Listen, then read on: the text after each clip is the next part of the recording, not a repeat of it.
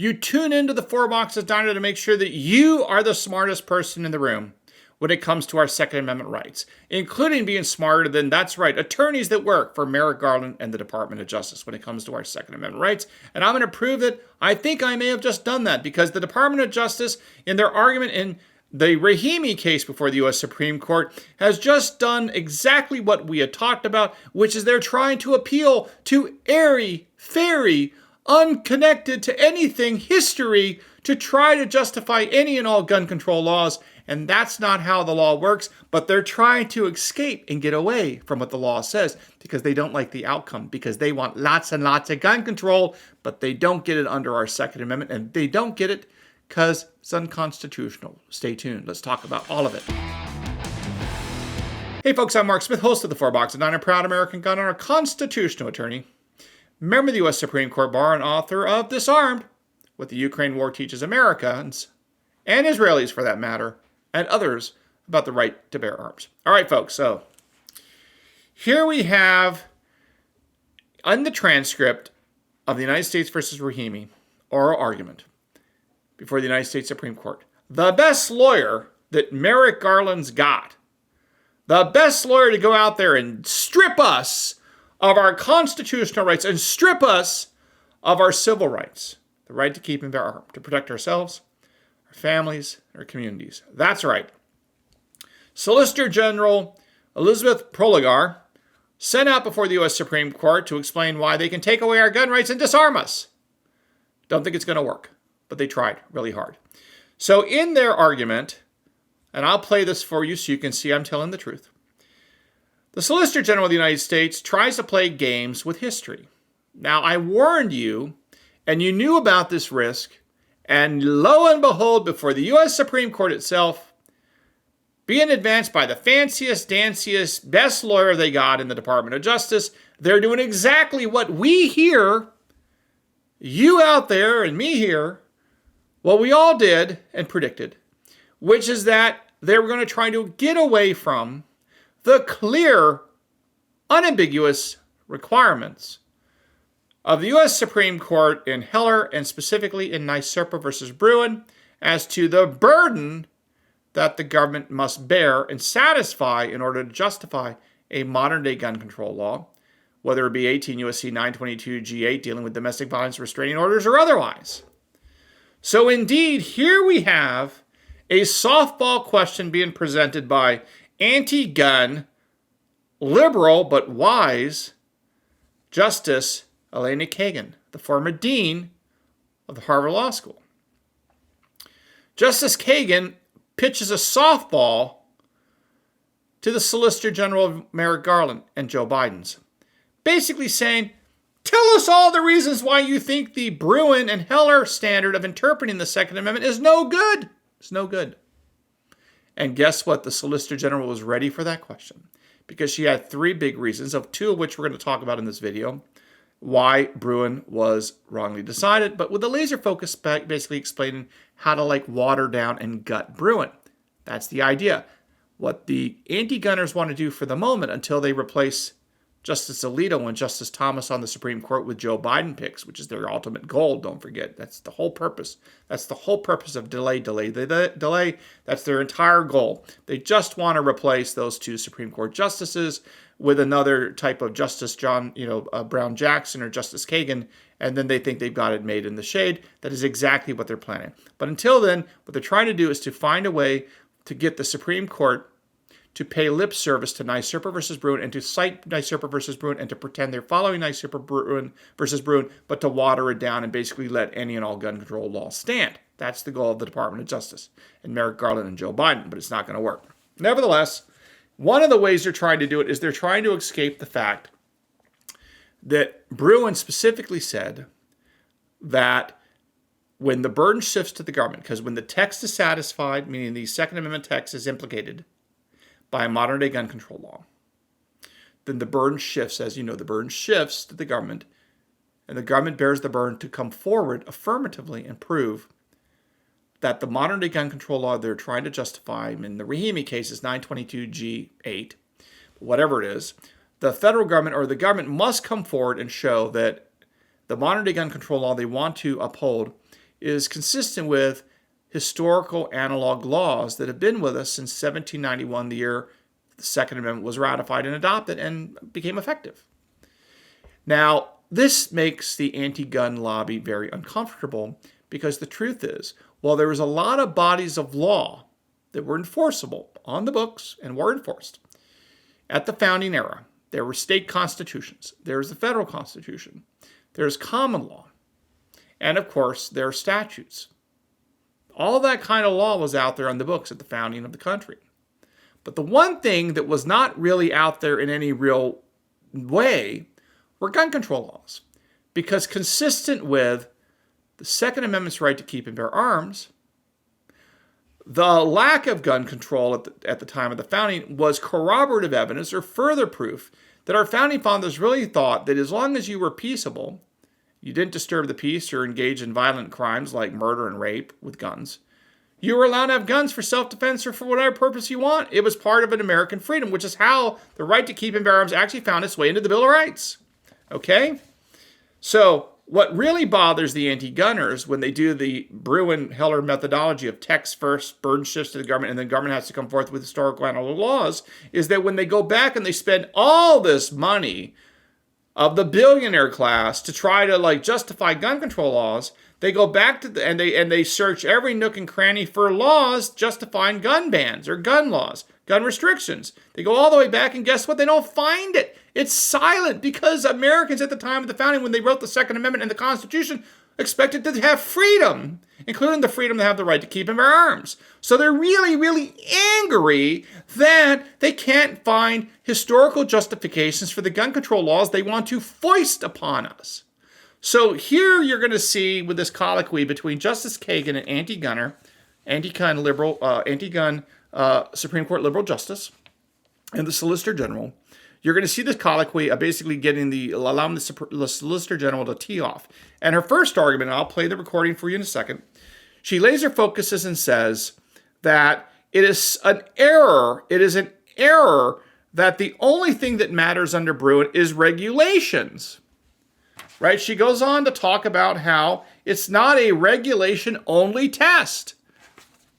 So let's play this, and then I'm going to read for you from Bruen and see if we agree with her.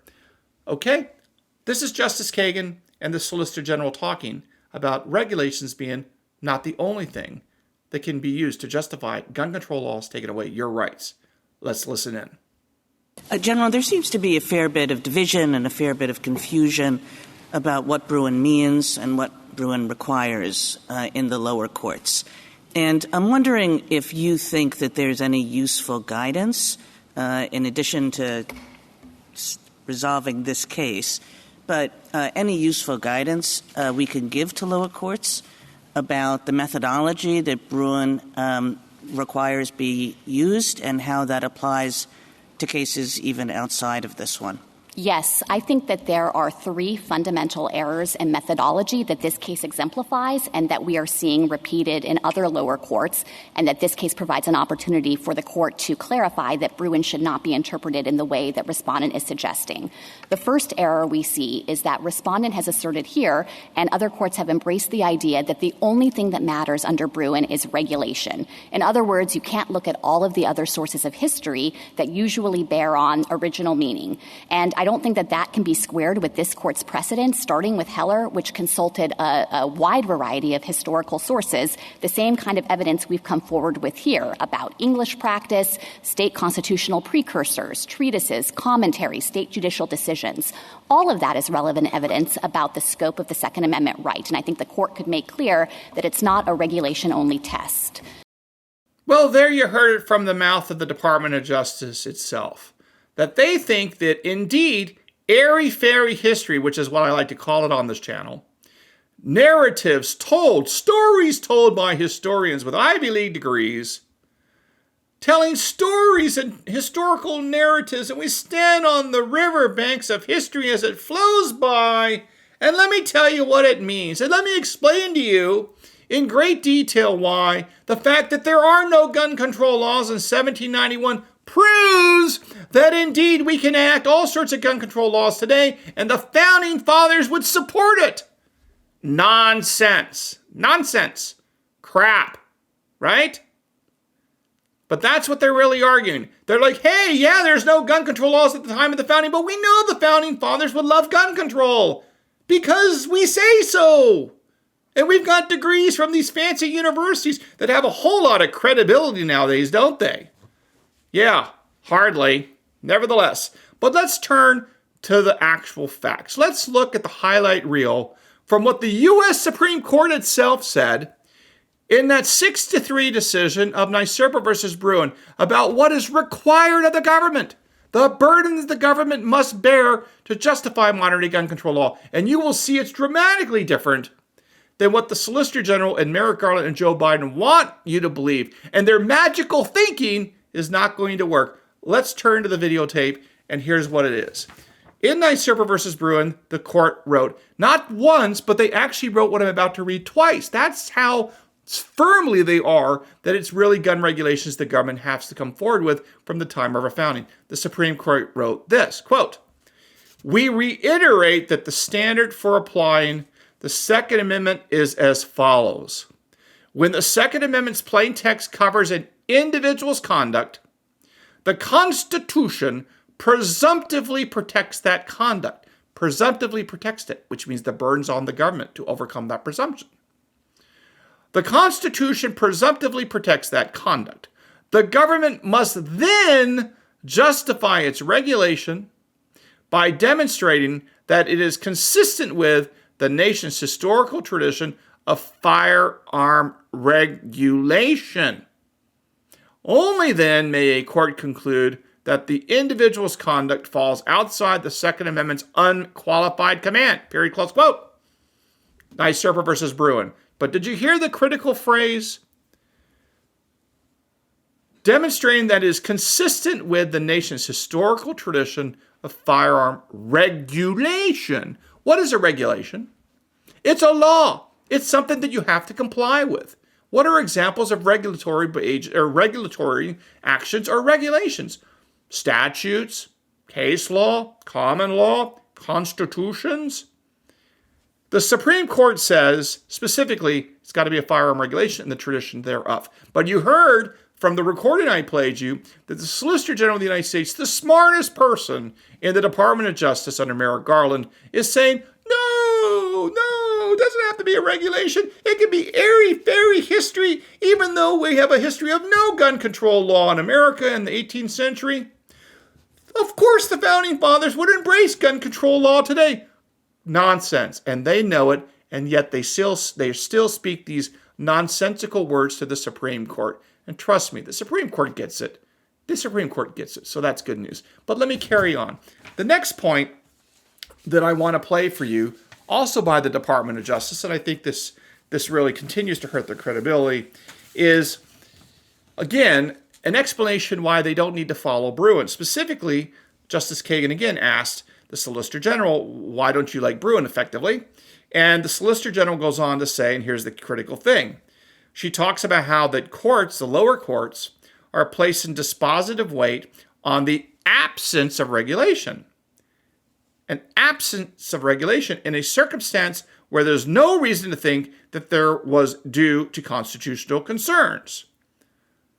So they're upset that, well, yeah, again, we can't prove that there's a history of gun control regulation because there are no gun control regulations at the time of the founding. There are no gun control laws, but we still want to win.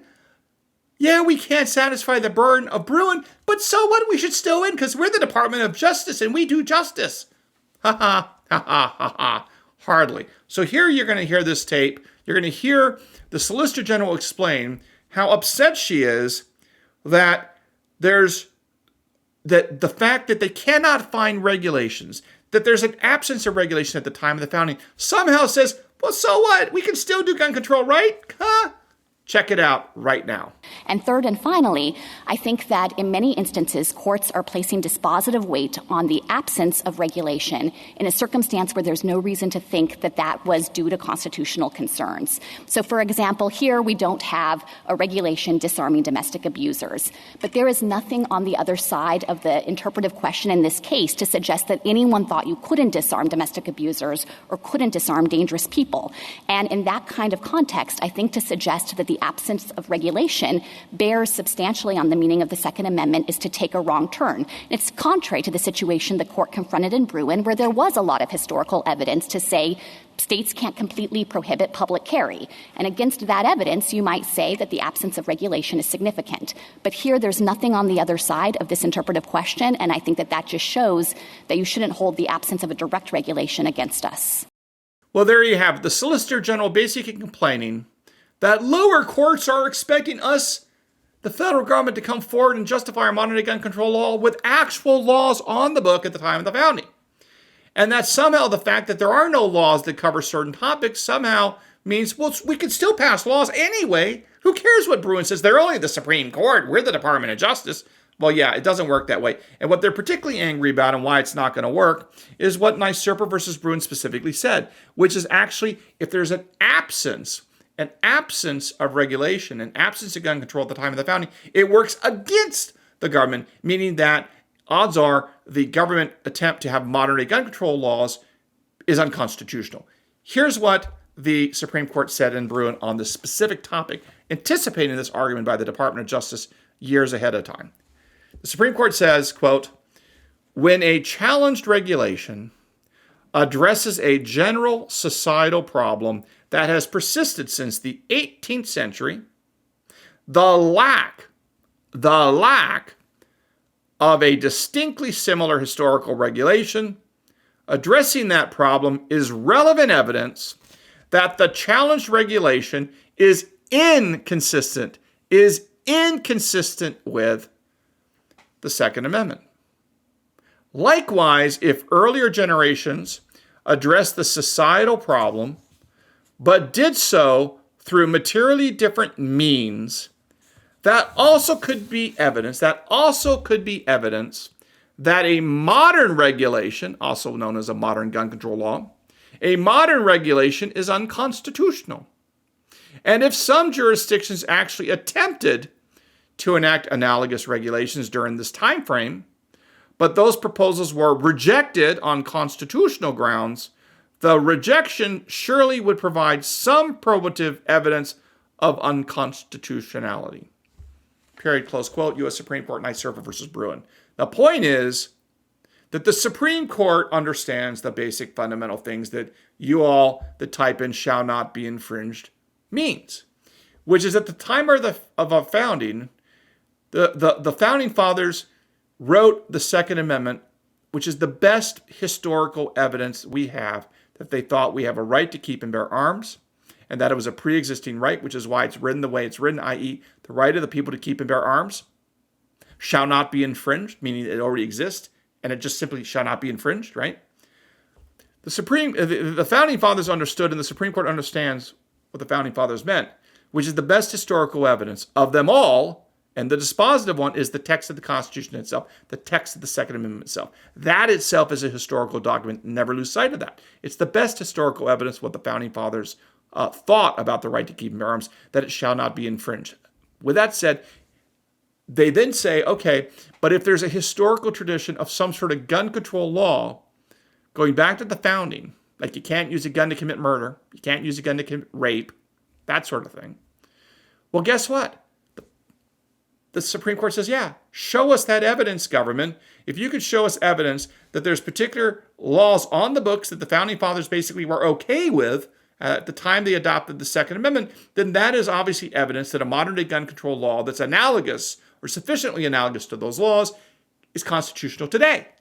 But if you have no evidence, if you can't find any evidence, then the burden again is on the government. If there's no evidence, the government loses. And likewise, as we talked about in one of the footnotes, I think it's footnote 14 of NYSRPA versus Bruen. It could be footnote 11, but I think it's footnote 14. One of those where they talk about the Sir John Knight's case and the statute of Northampton. And what the Supreme Court says in that footnote in Bruen, they specifically say, where they're talking about the Sir John Knight's case, that where there's any ambiguity in the historical record, meaning it's a little bit of uncertain what the historical record teaches about the laws and what the meaning of the laws were and how they were enforced, then the government loses, because the presumption is always in favor of the Second Amendment's unqualified command of the right of the people to keep and bear arms shall not be infringed.